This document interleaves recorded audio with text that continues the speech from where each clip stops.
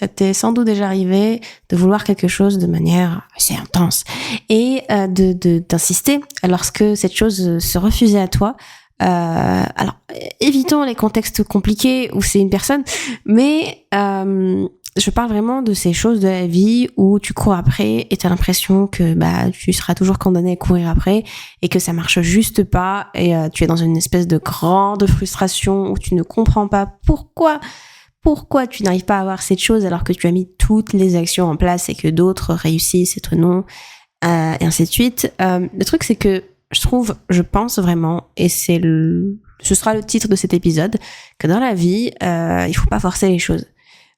C'est tout. En fait, je pense que la meilleure posture à avoir, c'est la posture du détachement. C'est vraiment ce moment où tu n'essaies pas de trop push le truc, parce que plus tu pousses, disons, plus tu insistes, plus tu es dans cette espèce de dynamique de pas simplement de refus de ce qui ne t'est pas donné, d'inacceptation de ton présent, mais aussi de résistance face à ce qui t'arrive, face à ta réalité.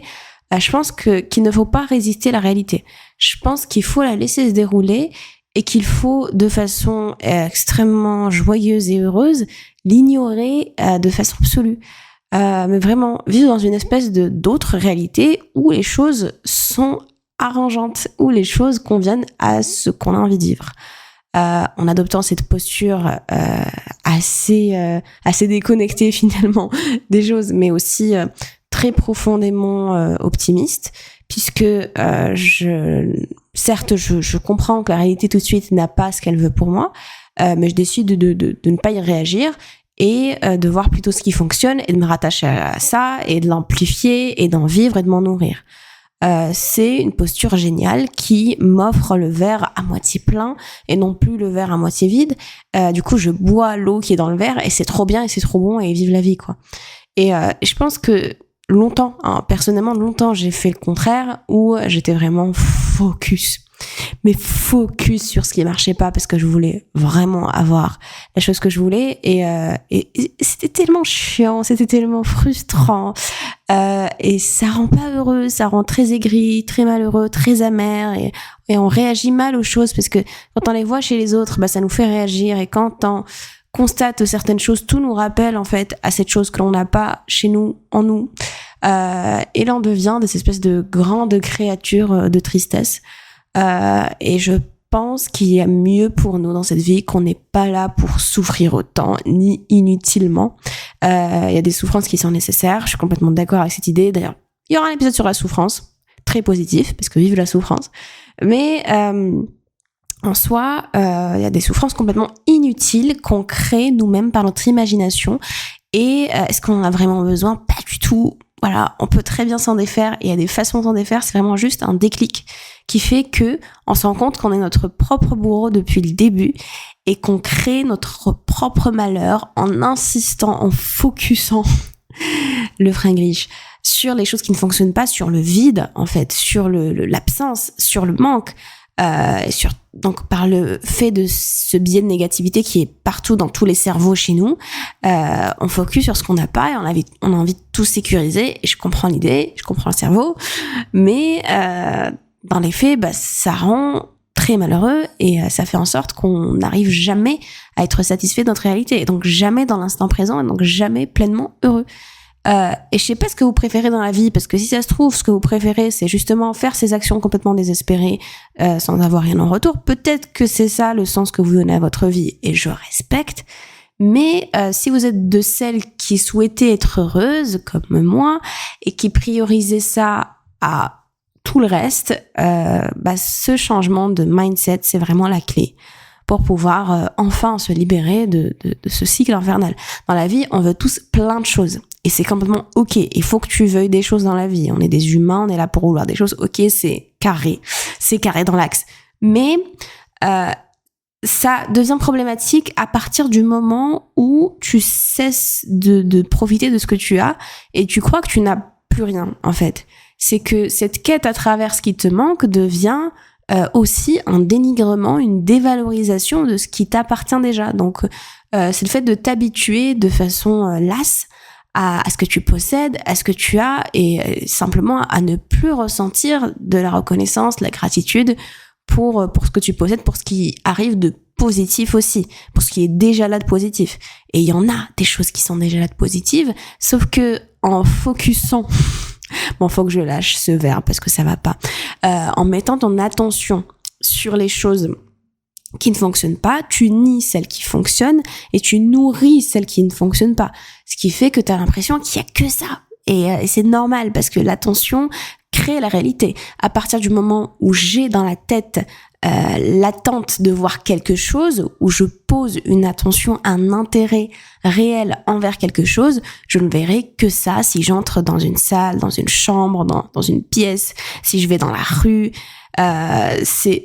C'est ainsi, on commence à remarquer les choses qu'on ne remarquait pas avant, simplement en posant notre attention sur ces choses-là, en les ayant déjà en tête, en y pensant, de façon assez régulière. Donc en fait, vous créez une réalité par le biais de vos pensées, par le biais de votre imagination, et c'est extrêmement puissant parce que cette réalité que vous créez, vous vous rendez compte, si vous êtes de ceux qui réagissaient à votre réalité, à votre monde extérieur, et je pense qu'on est plein à faire ça, en fait, finalement, on est en train de créer une réalité à laquelle on va réagir et donc confirmer par le biais d'actions et de paroles. Je sais pas si vous suivez un peu le fil de cet épisode, mais en gros, je répète pour que ce soit un peu plus simple, l'idée c'est que là, si je porte mon attention sur les voitures bleues, disons que c'est mon attention du moment, c'est vraiment un exemple tout bête, mais faut extrapoler ça et dire ça peut être des choses beaucoup plus compliquées comme des croyances. Je peux croire en soi que les hommes sont tous mauvais, par exemple. Et donc, si je vais dans le monde avec cette croyance, dans le monde de tous les jours, dans la vie, je vais naturellement commencer à accorder mon attention à ces choses-là. Donc, je verrai les voitures bleues et je vais y réagir. Je vais dire, ah, la voiture est bleue, tiens. Ah, tiens, aujourd'hui, j'ai vu 10 voitures bleues. Ah, tiens, je remarque, en fait, les gens ont de plus en plus de voitures bleues. Est-ce que c'est vrai? Non. Mais, étant donné que je vois les voitures bleues et que je nie complètement le reste des voitures, ou que je leur accorde très peu d'attention par rapport aux voitures bleues, je vais croire qu'il n'y a que des voitures bleues dans la vie. Et ce qui fait que je vais y réagir et dire, oh tiens, la voiture est bleue, d'accord, peut-être que je vais devoir m'en acheter une moi aussi parce que toutes les voitures sont bleues maintenant. Ou le contraire, me dire, ah, toutes les voitures sont blanches, donc peut-être que je devrais prendre une voiture rouge, qu'importe. Mais l'idée, c'est que on est en train de bâtir, en fait, de faire des actions par la suite, une réalité. Donc on bâtit une réalité suite à quelque chose qui, au départ, n'était pas complètement vrai, mais était plus une création déjà personnelle. On partait plus d'un pas préavis, mais un fait préétabli, voilà, en tête, une croyance préétablie qui a fait que on a fini par la concrétiser dans notre monde réel et on a fini par s'acheter une voiture bleue.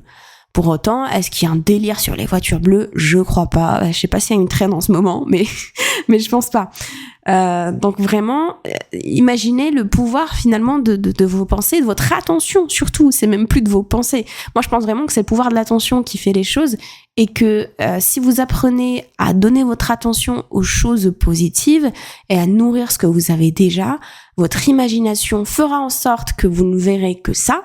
Ou en tout cas vous donnera cette impression-là, c'est génial, vive le cerveau, et ce qui fait que vous allez pouvoir prendre des actions plus positives, donc des actions qui vont aller dans le sens de ces choses que vous avez, et vous serez aussi, à titre émotionnel, au niveau émotionnel, vous serez plus sécurisé parce que vous allez voir ce qui fonctionne, parce que vous allez croire en ces choses heureuses qui vous arrivent, et de ce fait, vous ne vivrez plus dans la panique, vous n'agirez plus par stress, par anxiété, par frustration, vous ne réagirez plus aussi de façon aigrie et amère quand vous voyez que quelqu'un possède une chose que vous désirez, non, vous partirez, donc vous réagirez à partir d'une plénitude, d'une complétude, d'une sécurité intérieure, ce qui fait que vous allez réagir positivement, ce qui fait que vous allez être heureux pour les autres, ce qui fait que vous n'allez pas déverser votre haine ou votre jalousie, mais vous serez quelqu'un de profondément aimant.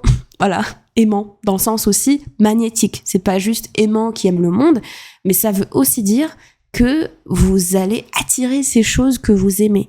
Parce qu'en donnant de l'amour aux choses, on a beaucoup plus de chances d'être en harmonie avec ces choses-là que lorsqu'on leur donne de la haine. Même si, à contrario, si vous donnez de la haine, vous attirez aussi quelque chose, pas la chose, mais vous attirez aussi quelque chose, donc notamment son absence.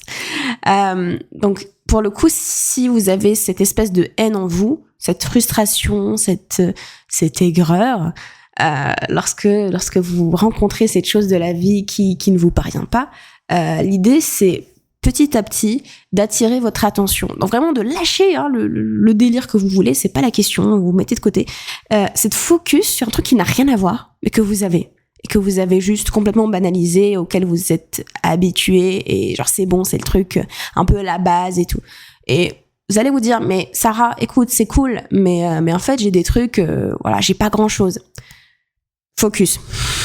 Ce verbe qui revient. Focus avec moi. Le truc, c'est que t'as toujours un truc. T'as un brin de santé qui fonctionne, focus sur ce truc. T'as un brin de famille qui t'aime bien, focus sur ce truc. T'as un pote plutôt sympa, focus sur ce truc.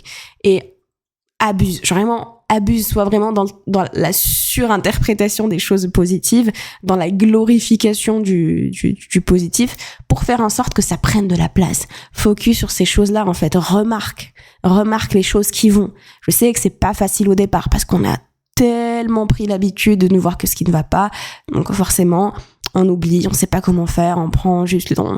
Déjà en fait ça a pas de goût, les choses qui ne sont pas les choses qu'on a déjà, tu sais, ça a l'impression que c'est bon, c'est acquis, du coup ça a plus trop de saveur, ça a plus nini. Arrête de penser comme ça, prends les choses qui sont là, qui fonctionnent, qui sont dans ta vie que tu as, prends-les, regarde-les et vois leur côté positif. Et vois comment ils ont impacté de façon positive. Est-ce que tu as déjà été heureux dans ta vie, ne serait-ce qu'une fois? Focus sur cette fois-là. Focus sur la satisfaction que tu as pu ressentir, même si elle est ridicule. Et arrête de te comparer, sœur. Arrête de te comparer, surtout parce que je sais comment tu te compares. Tu te compares aux gens qui réussissent mieux, tu te compares aux gens qui ont ce que tu n'as pas. Tu te compares jamais aux gens qui n'ont pas ce que tu as. Ceux-là, tu les ignores, comme les voitures rouges ou jaunes. Tu les ignores. En fait, arrête de les ignorer. Ces gens-là qui ont moins que toi, ils sont là et ils disent « Regarde-moi, sœur. Regarde-moi, moi, j'ai rien du tout de ce que t'as. » Donc, à un moment donné, sois un peu reconnaissante. Je dis pas, je te mets pas la pression, mais sois un peu reconnaissante parce qu'en fait, tu possèdes un tas de choses que moi, je rêverais d'avoir. Donc, en fait, c'est bien beau de vouloir avoir plus, c'est l'idée, on veut avoir plus, c'est génial, it's the vibe, on est ambitieuse, tout ça, on aime, mais si c'est pour nier ce que tu as déjà, tu n'arriveras jamais à rien, parce que si tu nies ce que tu as, même si tu acquiers la chose, tu vas encore la nier, ce qui fait que tu vivras toujours dans ce vide infernal, tu ne seras jamais satisfaite. Et est-ce qu'on est là pour se faire avoir par ce biais de négativité complètement stupide? Non, on sait comment le cerveau fonctionne, on est là, on a des petits hacks de la vie qui font que on sait comment réagir ou mettre notre attention ou ne pas la mettre, on sait qu'il ne faut pas réagir au manque et qu'il faut nourrir la satisfaction et ce qu'on a déjà et les choses qui vont, et il faut être reconnaissante. On sait que c'est ça et on sait que si on fait ça, ça fonctionne, qu'on a un résultat dans la monde 3D, dans le monde 3D, dans les choses extérieures, les choses matérielles, on le voit, on le sent, vive l'abondance. Ok? Donc, pour résumer, l'épisode du jour, c'était ça. C'était, je sais plus ce que c'était. Bon, moi aussi, je dois focus, en fait. Non, mais vraiment, l'épisode du jour, c'est vraiment cette idée de stop, de trop forcer les choses. Ne force pas les choses. Ne va pas dans cette espèce de vide qui te mange la vie. Ne va pas voir le manque. Ne nourris pas le manque. Ne lui accorde pas d'attention. Imagine que c'est juste un vieux gars dans tes DM. Tu sais, c'est simple. C'est ces vieux gars dont tu te fous complètement. C'est lui. D'accord? Lui, c'est le manque. Voilà, les choses qui ne vont pas. C'est l'absence de réponse, c'est le refus de ta candidature, c'est le vu de ton crush, qu'importe. Je m'en fous de ce que tu veux, mais l'essentiel, c'est vraiment le truc que voilà. Ce truc-là négatif, ne le nourris pas. Mets-lui un bon vu, si tu veux, ou un distribué, c'est même mieux. Et juste le calcule pas, en fait. Ne calcule pas les choses qui ne vont pas dans ton sens. Calcule les choses qui fonctionnent. calculé, mais grave. Enfin, genre, waouh, comment ça fonctionne, comment je réussis, comment tout s'arrange pour moi, comment les choses vont dans mon sens, comment j'ai de la chance d'avoir ça, ça, ça et ça. Voilà, focus sur ça. T'en as de la chance quelque part, à un certain niveau. T'en as. Arrête de dire que tu n'en as pas parce que tu es en train de réagir à un truc et tu vas faire en sorte que tu n'en aies jamais. Donc stop. Je viens de t'expliquer comment ça fonctionne. Je viens de te dire comment tu es en train de te faire avoir. Comment tu es en train de te piéger toi-même en plus. Parce qu'en plus, c'est toi qui fais ça. C'est même pas un truc qui t'est subi par la nature ou par la vie. Ok? Arrête de remettre la faute sur la vie, sur l'univers, sur je sais pas sur qui tu remets la faute. Mais je te jure qu'il y a une partie où, moi je dis pas, il y a des choses que tu contrôles pas, c'est pas la question. Je dis pas que c'est de ta faute. Mais je dis qu'il y a une partie où quand même, c'est ton attitude qui va pas, sœur. C'est ton attitude. Donc en fait, change d'attitude. Parce que vraiment, si tu changes d'attitude, ton expérience de la vie sera plus positive. Parce qu'en fait, ce qui compte, c'est même pas ce qu'il y a dans le monde extérieur, ça n'a aucune valeur. Ce qui compte, c'est ton monde intérieur. C'est comment tu ressens les choses. Donc si tu vis la richesse à l'intérieur de toi-même, même si t'as 0 € sur ton compte, tu te sens bien. Et nous, c'est ce qu'on veut en fait. On veut pas de choses qui nous remplissent de vide. Nous, on veut se sentir bien, ok? On veut se sentir pleine et heureuse et satisfaite. Et c'est pour cela, et c'est sur ça que je vais finir, parce que sinon je vais encore me relancer dans une aventure de ces parties de nanana. Et c'est pour cela que, ma sœur, je t'en prie, je t'invite à réagir aux choses heureuses et à ignorer de façon catégorique les choses qui ne te vont pas, dans la mesure du possible, ok? Essaie de prendre conscience à chaque fois que tu réagis mal aux choses et que tu t'inventes beaucoup plus de choses qu'il y en a réellement dans ton imagination et que tu vas dans la négativité. Essaie de te retirer petit à petit du truc, de refroidir un peu, et de prendre la distance et te détacher, vraiment te détacher en mode, tu sais quoi, je m'en fous. Et il y a ce livre, L'art subtil de s'en foutre, que j'ai pas réussi à finir, tu sais, j'ai pas aimé, mais qui dit un peu l'idée de s'en foutre. Vraiment, l'art de s'en foutre, je trouve ça génial. J'ai appris à le faire parce que en fait, on n'a pas besoin de donner de l'importance à tout et de care à propos de tout. Des choses, il y a beaucoup de choses, on devrait complètement s'en foutre. Et plus tu apprends justement en t'exerçant à t'en foutre, plus tu verras des résultats parce que tu feras tellement de place pour les choses géniales et tu seras en mode attends mais depuis le début tout allait bien en fait, c'est juste moi dans ma petite flaque d'eau où j'étais en train de me noyer psychologiquement, émotionnellement. Bref, je te souhaite ce genre d'éveil et je te souhaite un tas de choses heureuses et sache que c'est comme ça que tu auras ce que tu veux. Et oui, paradoxalement, c'est en te détachant des choses et en focusant, je l'ai repris le verbe, mince, et en te concentrant sur les choses qui vont, que tu vas finalement obtenir la chose que tu voulais. Je sais pas pourquoi ça marche dans le détail. Tu sais, j'ai expliqué le concept, mais dans le détail de pourquoi tu finis par l'avoir, je sais pas. Je trouve que ça, c'est la partie un peu magique, j'avoue. Oui, je fais un peu de magie. Non, mais dans ce podcast, on est là, on parle concret. C'est pour ça que cette partie-là, je ne te l'assure pas. Mais ce que je t'assure, c'est quand même la partie où tu expériences ce que tu veux avoir. Et ça, c'est ce qui compte. C'est le monde intérieur qui compte. Donc, tu sais ce qu'il te reste à faire. Et voilà, j'espère que cet épisode t'aura plu. Je t'invite, comme d'habitude, à t'abonner à ma chaîne YouTube ou Spotify, Consciente et Alignée, à partager cet épisode autour de toi à tes copines de cœur, voire à tes ennemis, parce que je sais pas, peut-être que tu leur veux du bien. Et je te dis à bientôt.